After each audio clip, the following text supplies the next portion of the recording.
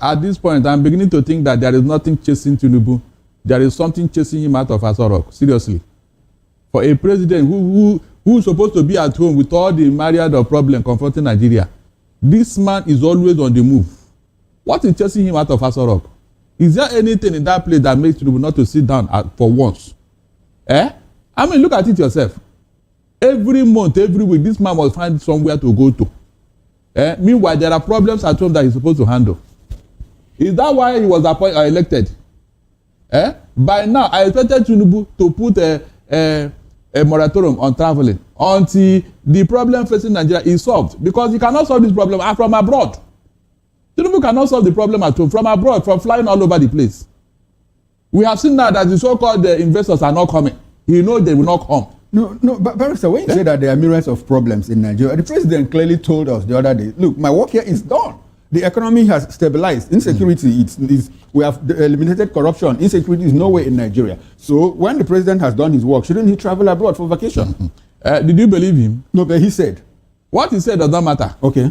Look, if you know somebody who has never told you a truth since you knew him, at what point will you now start believing what he's telling you? No, tell me one thing Tinubu told Nigeria that it came out to be true. Can you tell me just one thing he told us? One thing Tinubu told Nigeria that turned out to be truth. Mention that thing. You can see. You can see. He was just consoling himself by making such statement, because the problem at home is still at home here. He's still at home. All the travels, how many investors has come? Initially, they told us that he had to travel to bring investors. Okay. How many of them has come, Mr. Okoro? How many? Okay, now I guess we have to interrogate all of these maybe on another occasion. But I'm surprised he just came back from somewhere and he's traveling again. Okay. I'm surprised. No, but the president is entitled to an annual leave. He says it's his 2025 annual leave. Annual leave? Yes. So this other one... And in his own magnanimity, he decided to put, his efforts in saying, look, even outside, when I'm on vacation, I'll still work for this country. Is there anything wrong in that? Everything is wrong with it. Working vacation? Everything is wrong with it. He cannot operate from abroad, because the problem is at home here. Okay. That's the truth. No, if I'm not mistaken, there are piles of files in that office in AsoRock that Tinubu needs to attend to. That he has not attended to. When presidency says working vacation, does it look like he is trying to avoid transmitting letter to the National Assembly and powers to his vice president? Of course. Because if he goes on vacation, clearly, he has to do all of that. So they now come up with the word working vacation. Exactly. You can see now. You can see when a man is not truthful to himself. You can see. That means he did not even trust his vice. But he told us he did not make a mistake when he chose him. Double speak, double standard. I said anybody that believes Tinubu can believe anything. Anyway, let's get into the politics of the PDP. Now, fresh tension has emerged within the PDP as two factions are steadily struggling for the soul of the party. One faction, the governors elected on the platform of the party, have threatened a showdown following fresh demands by another faction led by Minister of the FCT, Nyesom Wike, and his loyalists ahead of the party's national convention. At a meeting held on Monday night, Wike's camp, known as the eminent leaders and concerned stakeholders of the PDP, issued new conditions for the November 15 and 16, 2025 elective national convention slated for Ibadan, Oyo State. Now, those at the meeting include Nyesom Wike, FCT Minister, former governors Okezi Igbo, Abia State, Ifeanyi Ugwuanyi, Enugu, Fayose, Ayodele Fayose, Ekiti, PDP National Secretary Sam Anyanwu, Martins Amewule, suspended Speaker of the Rivers State House of Assembly, and others. Now, in a communique issued in the early hours of Tuesday, day before yesterday, on behalf of the group and read by author, as we saw in the footage, the stakeholders warned that the failure to meet their demands will render any purported national convention invalid, as legitimate members of the party will be disenfranchised. Well, the 6 demands are as follows. Number 1, fresh congresses must be held in Ebonyi and Anambra states in strict compliance with subsisting court judgments. Number 2, a new Southeast Zonal Congress must be urgently conducted. Number 3, the outcome of the South-South Congress in Calabar, already upheld by the courts, must be respected. Number 4, PDP should immediately conduct the Ekiti LGA Congresses in line with judicial pronouncements. Number 5, big one, there should be no micro-zoning of offices beyond the general zoning formula already adopted by the National Executive Committee of the party to maintain peace and stability. And finally, the national chairmanship position must remain in the North Central, consistent with zoning arrangement of the 2021 convention, where the leader stressed that the PDP is at a defining crossroads and that any attempt to sideline valid members or ignore judicial rulings will only deepen divisions. Unity cannot be built on disenfranchisement, exclusion, or neglect of valid judicial pronouncements. The communique read. It added that only transparency and fairness will guarantee a credible election. Now, Barrister, let's start from the footage we watched.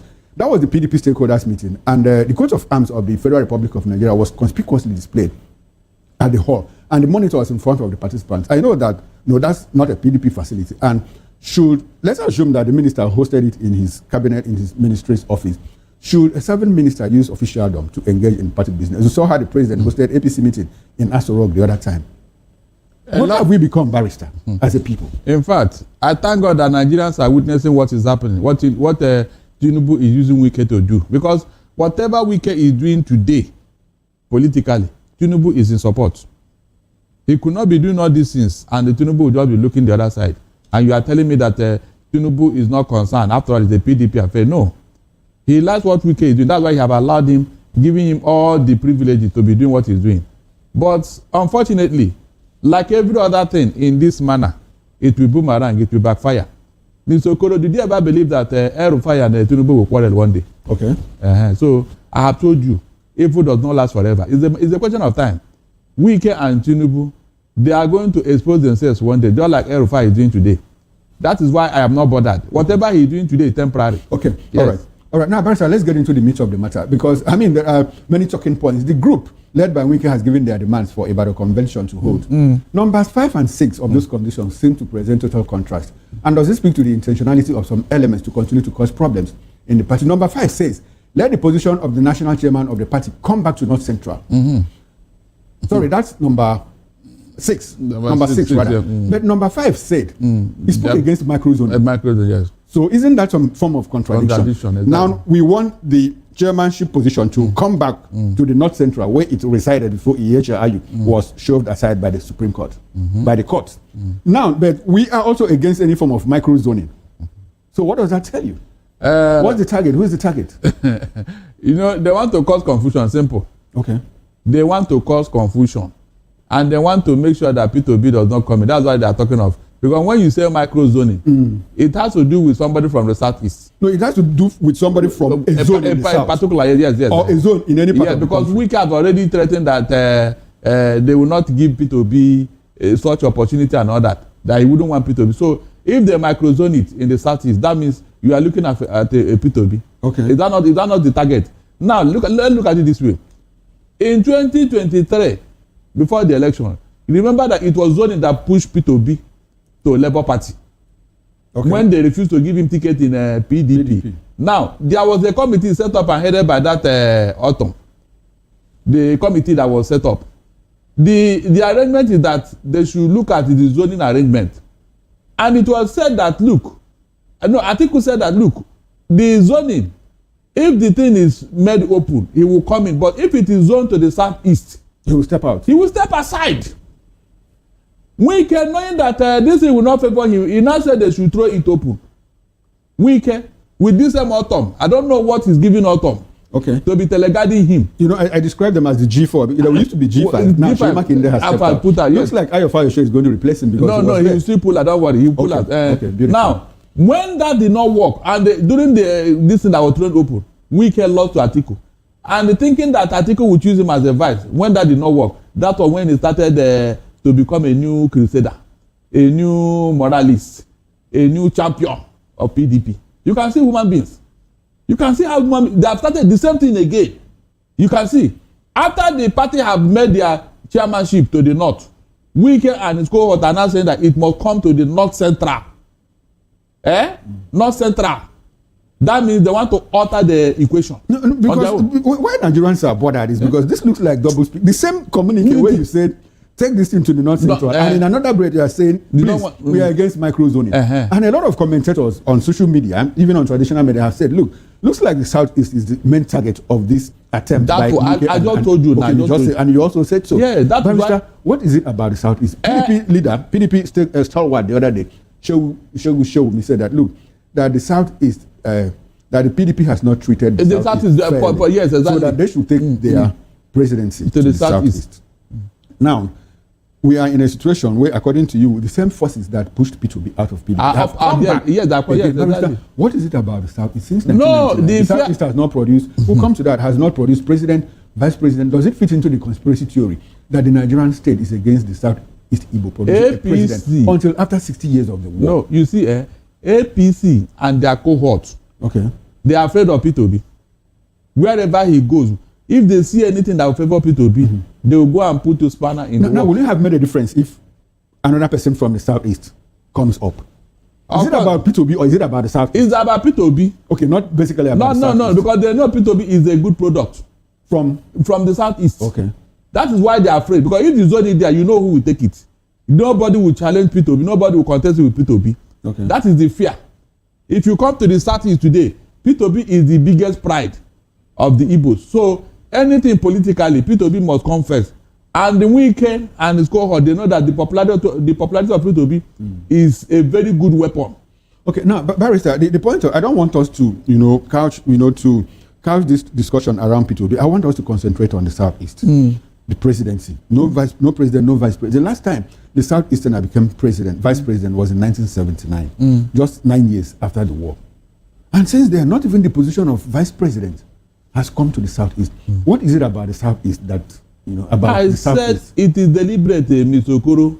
It is deliberate. In 1983, Shagari was to hand over to Ekwueme.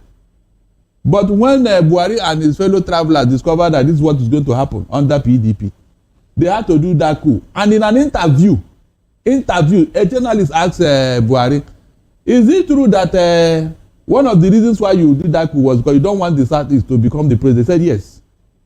Buhari said yes. Barrister, is it on record? I said Buhari said yes. I want that interview. Don't tell me it's not on record. He said yes.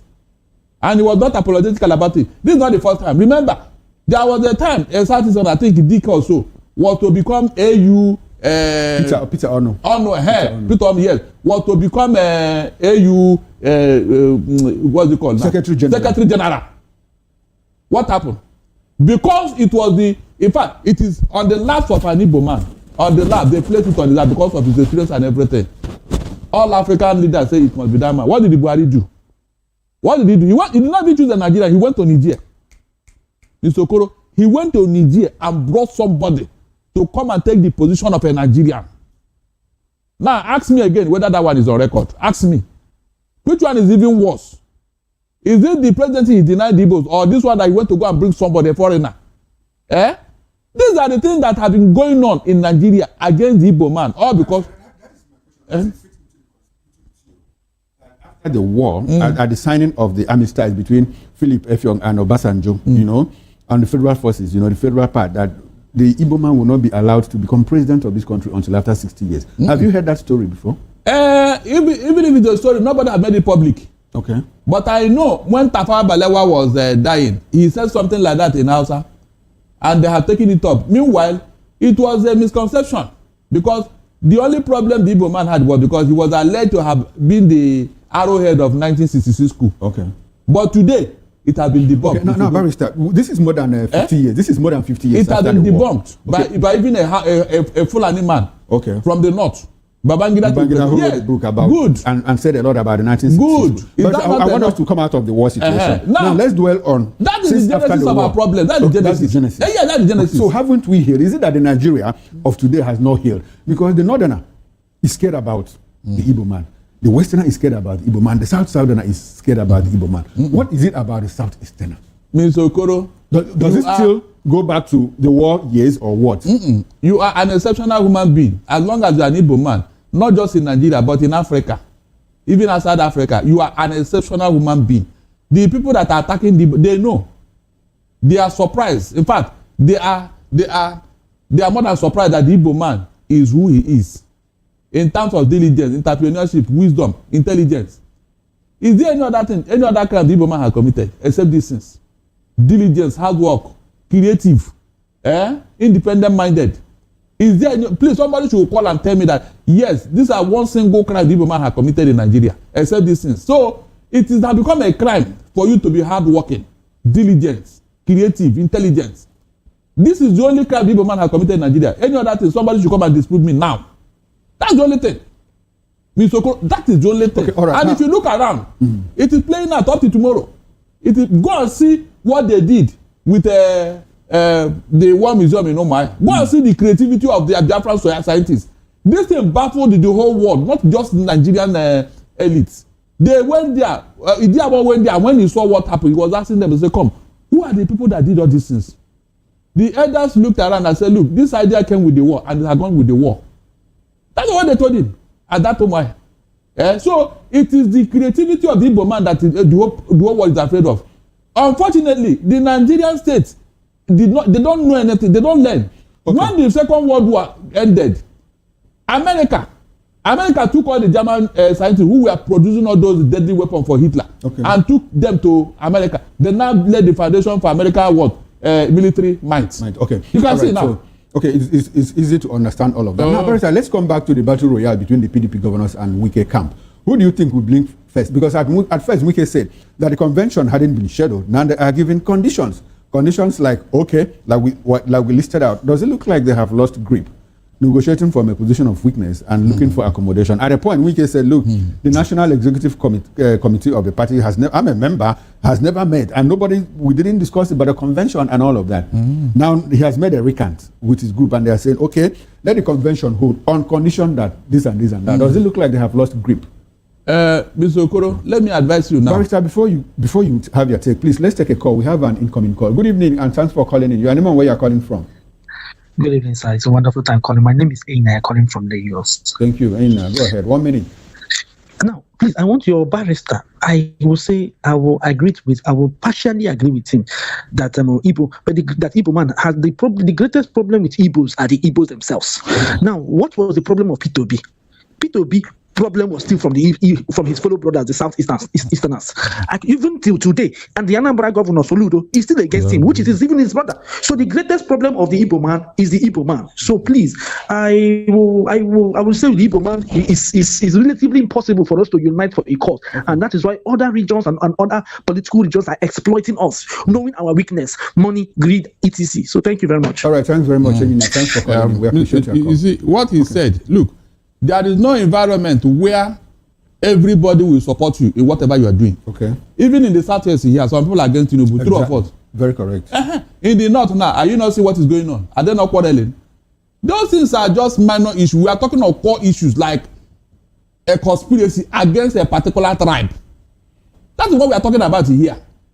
Why is it that whenever it comes to it is people from the North and the Southwest that will kick against it? It will not be this. It will not be this. You saw what Buhari did when he was in office. Was it the Igbo that told Buhari not to recognize the Igbos and give them appointment, Mr. Okoro? Is there anybody Buhari gave appointment and Eastern said, no, don't give him, we don't want him? Is there anybody? In the Southwest now, is there any Southeastern that Tinubu gave appointment and the Igbo said, no, don't give him, he does not deserve it? Is there any? So these are the issues we are talking about. Not when people are scheming for a political position, you say that they don't agree. Who told you that? Okay, if you don't, why are we supporting Obi? Why is it that if you bring 10 people today now and say, look, who do you trust or who do you like in this political system? Look, almost 10 of them will say it is Obi. I mean from the Southeast. That Obi is having a minor this thing with his governor, Peter Obi Soludo. That one is minor. Didn't he win Anambra in the last election? Mr. Okoro? Okay. Didn't Peter Obi win Anambra in the last election in 2023? Did he not? Was Soludo not in office that time? All right. So this thing that people are saying that is a lie. Okay, Barrister, let's come back to the meat of the discussion, which is who blinks first between Wike and the governor's group? Good. Mr. Okoro, let me advise you. Advise me? Yes. Am I an actor? No, let me advise you before I go into this matter. Okay.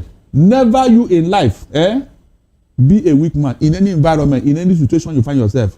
Because the moment you demonstrate that attitude of weakness in the name of civility, you are educated, you don't want problem. A small rat, a riffraff will rubbish you. Whenever anybody who claims to have two heads discover that there is weakness somewhere, he will lash on it. Are you getting what I'm saying? Yes, Let me tell you the problem, the history of a PDP. In the days of you, when PDP was PDP, who is your Wike? Wike cannot even open his mouth and talk. When the Obasanjo, the Tony Aninis, and the likes are PDP, it was so strong that. Okay. All right, but Barrister, 1 second, sir. Hold on to your line of thought. Let's take another call. Good evening, and thanks for calling in. Your name and where you are calling from. Good evening, sir. My name is KSO. I'm calling from the United Kingdom. Beautiful. Good evening. 1 minute, sir. Go ahead. Sir. Yeah. I want to react to our amiable Barrister Darlington's conclusion about what the last caller just said. Okay.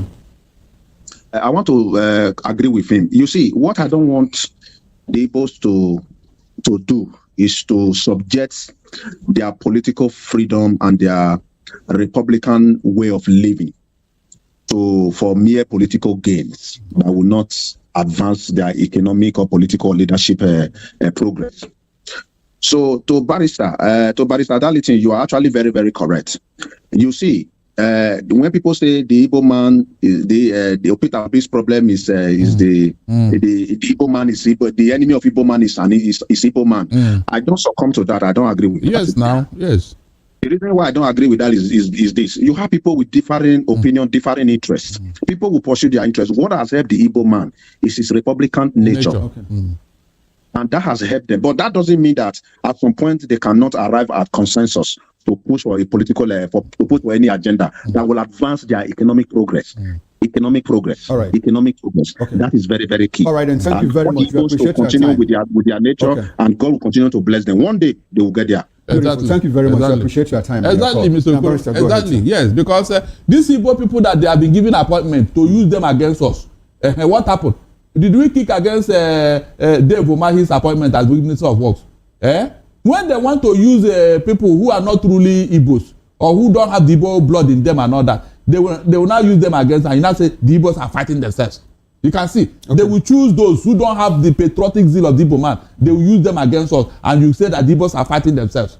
Okay, like Wopus or the Manko, all those people. If they are truly Igbo, will they be doing what they are doing in their states? No, Barrister, if they are truly Igbos, what do you mean by that? No, they are not. They may be answering Igbo name. They are not. Seriously, your action speaks louder than your words. Okay. How can an Igbo man sell part of his state to people who will come and destroy that place? Better to say that they don't have the interest of the Igbo. They don't. That is, rather than saying that they are truly Igbo. Exactly. That is why this central government love them. Okay. And they are using them against us. Okay, we prefer to use the word that they don't have the interest of the Igbo man at heart instead of saying that they are not truly Igbo. No, they are not. Barrister, let's come back to the topic of discussion. Who blinks first? Like I was telling you, in the days of PDP, these things cannot happen. Wike have taken advantage of the weaknesses of PDP, that nobody is there again. I am telling you, if we have a very good and strong personalities in PDP, and Wike cannot be doing what he's doing. Now he's doing all of this because nobody is there. Now the governors have called his bluff and said, enough of this. We are not cowards. We are not going to allow someone, an individual, a group of people, to torpedo the process, the peace process, the party that we are building and all of that. So at this point, like I said, Wike at the point said, well, I'm not aware of any convention, but now he says, well, the convention can hold. Is it being weakened by the position of the governor? Even what he's saying, you know that condition cannot be met. Okay. That means that they reverse what has been done because of Wike. Do you know what that means? You now surrender and subject yourself to the whims and caprices of one man who is not even holding any official position in the party. Do you know what that means? Okay, they are talking of equity and justice. What Wike is doing in Rivers State by handing his state to an opposition party, is it fair? Is it fair? Because in that demand, they were talking of equity and whatever. Is that equitable that a party that made you now stab them at the back, you betrayed them, you now took advantage that the people there are too gentle, you are now riding roughshod on their head as if you are using your own money to finance whatever. Wike did not spend one kobo that belonged to him to PDP. It was the money of Rivers people, and it is money of a state that belonged to PDP. Because when people are saying it, he was doing that. Was it with his own money? Ojukwu fought Biafra with his father's money.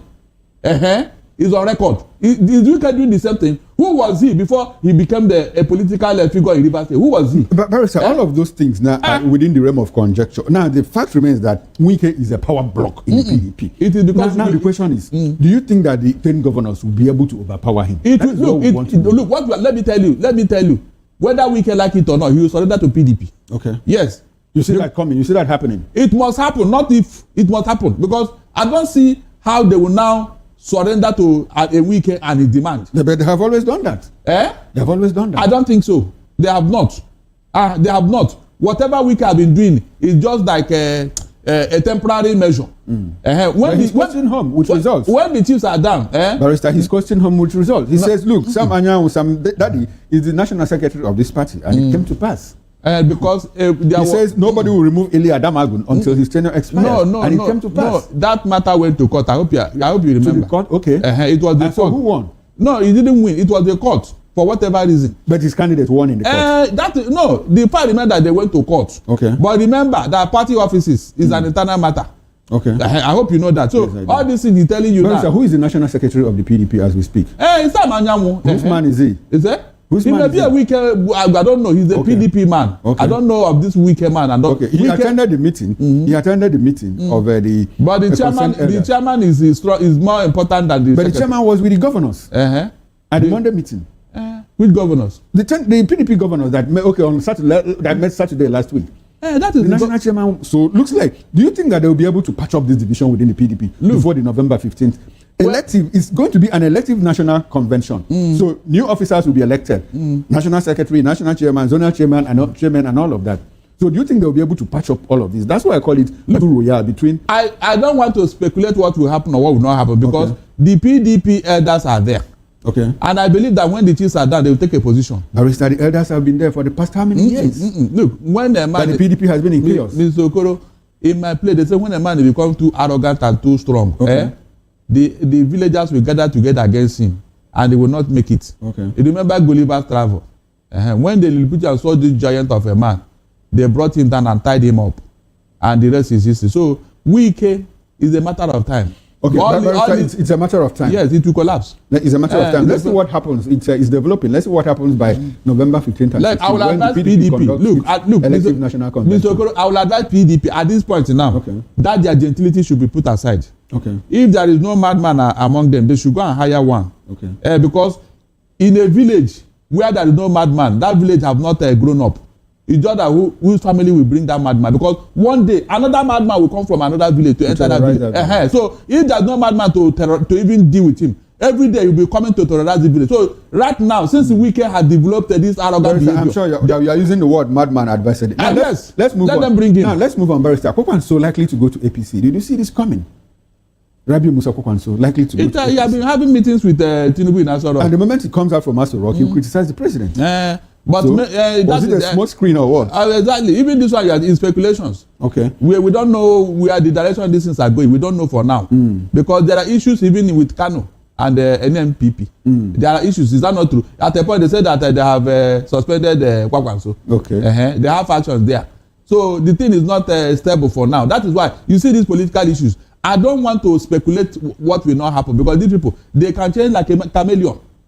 These Nigerian, you don't know where they are going. So most time when I'm talking about them, I am very careful so that I don't embarrass myself. Okay. If I tell you now, prediction. If I tell you now that Kwakwanso is going to APC, and eventually he doesn't go. Well, I mean, would you refer to me? In the optics, what do you see? You know, when you make such predictions, political predictions, like with a crystal ball, you give conditions like maybe because of what you have seen, because of the problem in Kano State and what is meeting with the president and all of that. Nobody wants you to be exact. He will not go to APC because some people are still rooting for Shetima. Okay. They have told Tinubu, if you don't take our son, forget it. And the Tinubu said that he did not make a mistake when he chose Shetima. So between Kano and Bauchi State, where do you think that the president would? Which one do you think the president would choose? Kwakwanso only have. Sorry, Borno and Kano State. Look, Kwakwanso only have Kano.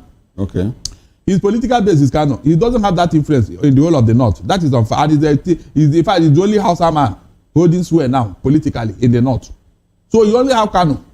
But these other people, they have more than 3-4 states.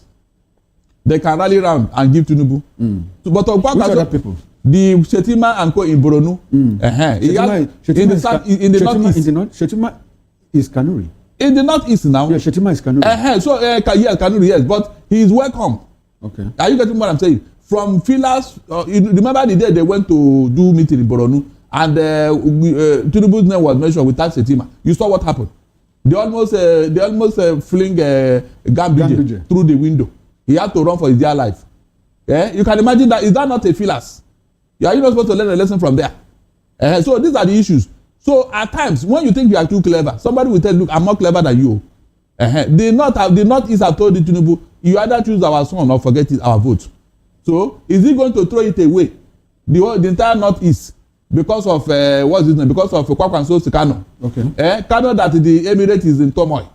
We don't know who is the emir there now. So all these things are things that you need to consider before choosing Kwakwanso. He's not a political heavyweight. In the last election, he came forth with 1 million votes. So what are you talking about? The man in Kaduna, the man in Borno has more political influence. That is a fact. He has more political influence. Because if you check, Shetima is an extremist. And anybody that cannot display the character of Buhari the North may not even welcome him. So because Shetima is known to be faithful to the religion, the way he behaved and the way he talked and all the things he did, the North seem to welcome him. Because that is the only thing you will do for the Northern and they welcome you. Be a fanatic, be an extremist to the cause of their religion. If you do that, they welcome you. Go and check. All the problem people say that Atiku is having because he's not an extremist. Okay. He's not fanatical. He's a moderate. He's a liberal. That is the problem Atiku is having. I'm happy that you brought in Atiku here. Now, do you think that the North will throw its weight behind Atiku? They may not. I've just told you he's a problem. Okay. He's not an extremist like these other people. He's not. Okay. That's the truth. He's not an extremist. He's a moderate. And that's why I've always considered him in my discussions because of his nature. You know, I ask this question because we don't see any other person in the North who is flexing his muscles like, I want to be president, like you have Atiku do that. Because do that? It is not their turn. Okay, so they understand. Because it's not their turn according to the permutation, yes. Atiku only want to try. Okay. They just want to try because they know. That's why if you check, the North are not heavy. So assuming Atiku chooses somebody from the Southeast as his running mate, either in the PDP or in the ADC, do you think that will make an impact?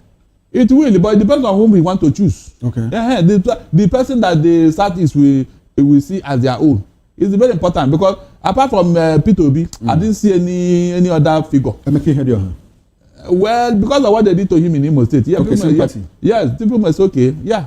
But Emeka Imori has not been very prominent. He's a member of the ADC. He has not been very prominent. That's the issue here. Okay. Rocha Sokorocha. No. We won't get one vote. For what? Is it not part of the problem in Imo State? Okay. We know our sons who can go to a far country and bring something home. Not everybody now. We are not ready to support anybody. What I'm thinking is that ADC should either allow Peter Obi, give him a red carpet reception to come into them if they want to make a headway, because the popularity of Peter Obi is overwhelming. Okay. If they want to get victory, they should use him. That's what I'm saying. Okay, now this will be a very good place to end this conversation. Many thanks to you, Barrister Darlington Agomo, for coming to Political Lens. We appreciate your presence. It's my pleasure. Now, on behalf of the back... This is another crisis in PDP. It's another crisis. Something is wrong somewhere. And nobody will tell me that this one is not the work of Wike, hard work of Wike, because Wike knows the potential of Peter Obi coming back to PDP. He knows his potential, that Peter Obi is going to flog every one of them. Peter Obi has been given a sleepless night. It becomes a problem for them. They are all looking for a way to make sure the man didn't get ticket in any party. But hey, they are wasting their time. That is, they are wasting their time. Now they realize Autumn is the one now campaigning that they should not zone the ticket. Then this is another crisis again, that what they will be talking and discussing. Meanwhile, they are planning, doing everything possible, planning against a convention in November. So what is the meaning of this now? Raising this because they don't want the tickets to be zoned to the Southeast. Is that the problem? That is the problem. And talking about some people will say the Igbos and anyways, before that, if they want to deceive Nigerians, they will say Tinubu is on a working vacation. When he travels, he came back from travel like a week ago. Now he's traveling again. Working visit. I mean, vacation. Something like this. Somebody will just be confused. Like, what are you going to say? You are tired, complaining, saying something, commenting on one particular thing, issue every time. We have more 2 years. And it's still going to happen. He doesn't, what people are saying, criticizing him for, they don't take correction. They don't even take corrections, try to limit it the way they do it. No, they still stick to that thing. It's like, it's a rota. They have the in agenda. That's so and so time. And even if you have it in agenda, you say it is compulsory, you must travel 5 times in a year, 10 times in a year. Now you don't know. You thought it was okay because you are seeking for foreign investors, and those foreign investors are not coming into your country because your country is not livable for them. It's not secure. Insecurity is taking over, so they are not coming to invest. With all the travels you have traveled so far, no one agreed to something. Now, if you have it as a record that this time you 5 times, for example, 5 times you want to travel out of this country this year, You didn't know. Now Nigerians are complaining with the problems befalling you. There's a lot of problem here. Nigerians are complaining. Oppositions are raising alarm, complaining. Now the people in the north, they are even begging Tinubu to declare a state of emergency in the region, in the northern region or some state. That insecurity is taking over. Tinubu turned away from them. He turned back at them. That did not give him any concern. So he still went ahead. You travel. So what am I saying? If you have it in plans that so and so, you should know for Nigerians, every Nigerians to be reacting, talking like this, opposition talking like this. You are traveling. What are you doing abroad? Is AsoRock? Is AsoRock crashing? Is there anything itching you in AsoRock that you cannot stay in AsoRock? What is that thing? You should know that this thing is not good. You should limit it. But this government, they carry cutting, they block their ears. They're not hear. They're not hear anything somebody say. That's why you see the country is collapsing, the economy is collapsing, because they don't listen, they don't take advice. That's what I've been saying. They don't listen, they don't take advice. If they have been taking advice, they listen to Nigerians complain. You should know that, oh, what do you expect in Nigeria? Do you expect Nigerians to be clapping for you now that, say, you have done well, you came back from travel, a president of a country, and now you are traveling back again? Less than a week, and insecurity is taking over. Every day report of insecurity coming. Oh, these people are not reporting to you. Governor of Katsina Dauda Lawa was crying, saying something, and he broke down in tears that say the thing is getting too much, and that does not give you worry. You travel again.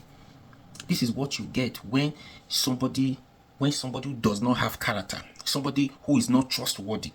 This is what you get when you give an opportunity to be in the public, to be in this high position. They'll misuse the opportunity. Power abuse. They will abuse the power. That's exactly what Tinubu is doing. Because nobody can do him anything. He misused the power. He abused the power many times. Today, now, we can't even talk about constitutions because constitution is gone. There's no constitution under Tinubu. And nobody is reacting. Nothing is happening. No. Let's imagine. Say he's traveling for a visit. And people will be saying, like the other guy called that comment, he said the Igbos are still their problem. No, that is not the issue here. The issue is the issue is above. Reasons why you see even now they do not want the presidential ticket to be zoned to the east. That is the problem from above, not because the east Peter Obi is campaigning or is contesting to be the president. These people do not want to support him. You don't expect all the Igbos, all the 5 governor bases of them, 5 of them to support Peter Obi. People support the government based on their ambition, interests, based on what they are going to get. They think this is where they are going to get what they wanted. That's for selfish interest. That's not a problem. So if everybody cannot support them, now we are saying government is not good. Some people saying that Yoruba president is what they want. They still want it to continue. Why they say some Yoruba are feeling the impact of this failed government, and they said no, this government is not good for them. They want a change. They want another person to come in. He said Yoruba, everybody cannot agree. Everybody cannot agree with the president, especially those that are not benefiting anything from the government. So that is it. Not because Soludo is supporting Tinubu or want to deliver Anambra State to Tinubu. That one is by talk now. Soludo only have 1 vote. He has just 1 vote. The Anambra people who their life has not been better of 2 years ago, we decide where they are going to cast their vote.